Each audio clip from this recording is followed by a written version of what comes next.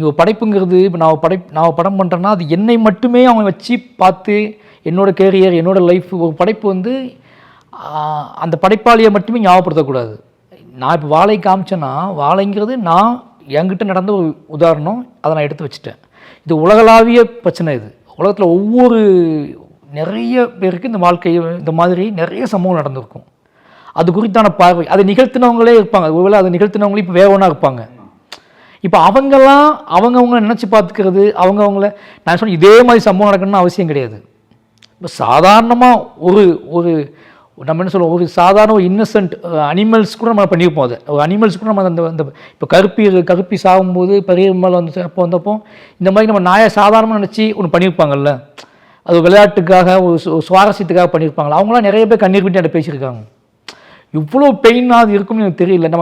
நம்ம என்ன நினைப்போம்னா ஒரு விஷயத்த எல்லாரும் கூட சேர்ந்து செய்யும்போது அது ஒன்றும் தெரியாது. திருப்பி அதான் நம்ம இப்போ நம்ம நடந்து போய்கிட்டுருக்கோம், நம்ம ஒரு பூச்சியை மிதிச்சிட்டோம், நம்ம பார்க்காம போயிட்டோம்னா நமக்கு அந்த நிகழ்வே தெரியாது.